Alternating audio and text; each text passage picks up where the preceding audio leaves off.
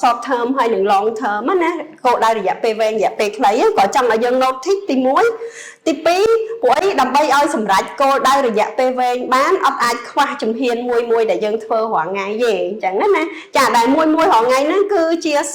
short term goal របស់យើងនឹងឯងប៉ុន្តែអ្វីដែលចង់ឲ្យគ្នាយើងសម្គាល់មួយទៀតសួរខ្លួនឯងថា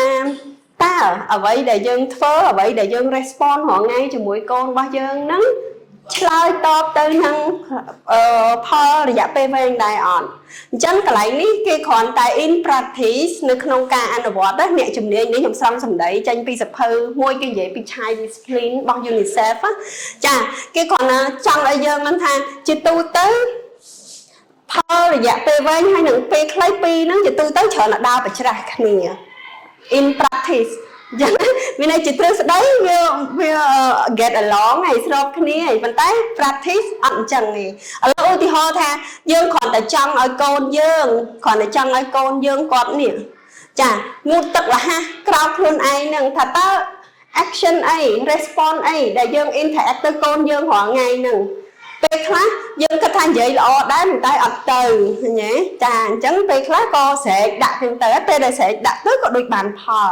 ដល់ពេលលោកក្រោយទៀតអត់ទៅទៀតអត់ធ្វើទៀតបនួងចាប្រាប់តែជប់ខោចអត់ព្រមទៀតក៏យកបនួងមកអញ្ចឹងណា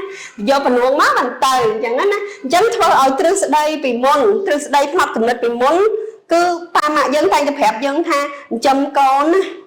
មិនថ្វាយអង្គមទេវាយខ្លះទៅមានអីយើងវាយបដៅតើឃើញទេដល់គោលដៅរយៈពេលវែងដែលអត់នេះគោលដៅរយៈពេលវែងដែលយើងចង់ឲ្យកូនយើងធំឡើងជាមួយនឹង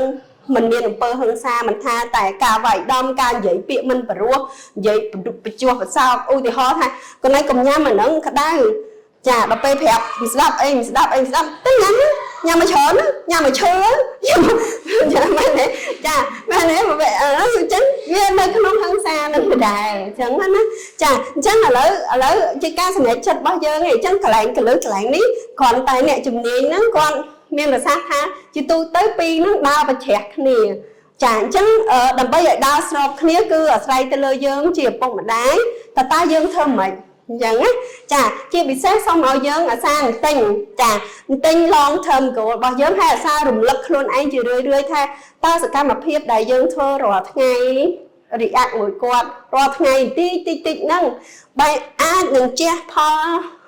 វិជ្ជមានឬក៏អវិជ្ជមានបែបណាទៅនឹង long term goal របស់យើងអញ្ចឹងគ្រាន់តែយើងដឹងខ្លួន notice កន្លែងហ្នឹងមិនតិចគឺជួយខ្លួនឯងបានហើយ